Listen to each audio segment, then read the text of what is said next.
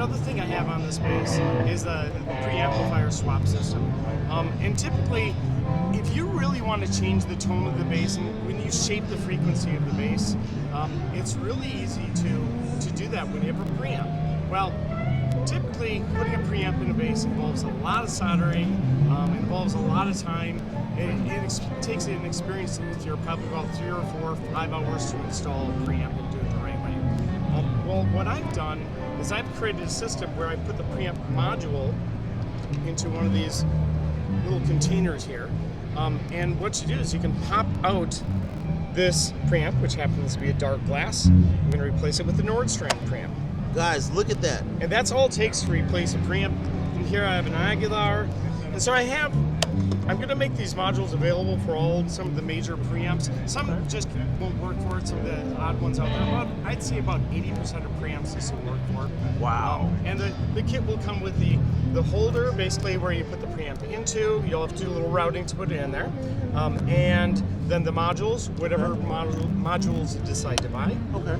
And then the potentiometers in whatever configuration you want, where you can put in there, and those will have wires on it, and they just quick connect into the preamp swap holder. Okay. So one interesting question I have: what if you have a passive system? Are you able to take that out and still use your bass in passive mode? Yes. Oh, good question. In fact, it will automatically go to passive if you take this off. Or so you can operate in passive mode, and there is an active passive switch right here. Oh, look at that, so guys. You can automatically go to passive mode if you want. Innovation at its finest, guys. Look at that. Look at that. And so I'll include like knobs for the bass, mid, and treble. There will be a pickup blend, or it could have 2 volumes, whatever they prefer. Okay. And then it could have a passive tone, which works in both active and passive. Okay. And of course a master volume or the 2 volumes. Wow, this is great. Look at the innovation, guys. Look at this beautiful instrument as well, guys.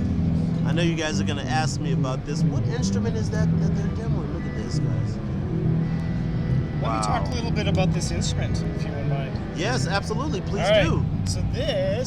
So this is my new concept that I have going on. It's a prototype at this point, but I brought it to NAMM because I really want to get people's feedback on what they absolutely. Anybody try to buy it from you yet?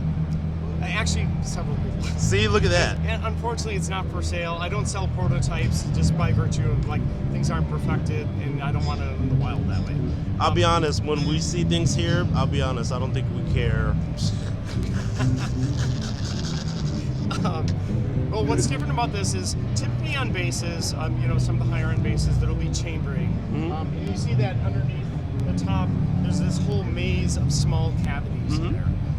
And what it does, the purpose of that is to reduce the weight of the instrument. So some people like Pete Schold do it for a tonal perspective. That's totally different. This is weight reduction. Yes. And my concern about this, my hypothesis is that vibration or the tone is not able to permeate the entire body very easily because it's got to work around this complex maze of structure, right?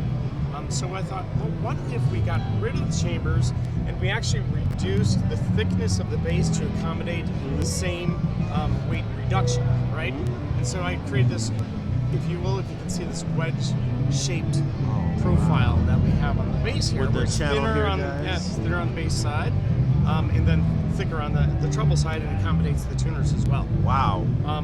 And the other benefit of this is ergonomic, is because now you have this bass, which is, if you will, within line of sight of the player, so they can see the fretboard, they can see the controls. It's more able to how they're playing.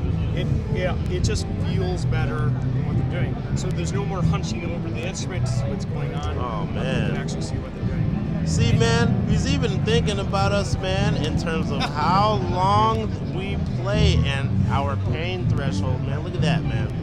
And not only that, one benefit that I'm noticing is that because it's a thinner piece of wood, I'm noticing that the wood vibrates more sympathetically with the strings, and that gives a more punchy, more growly tone with how they play. And that was a side benefit. I wasn't sure what was going to happen with that, but the results are better than expected.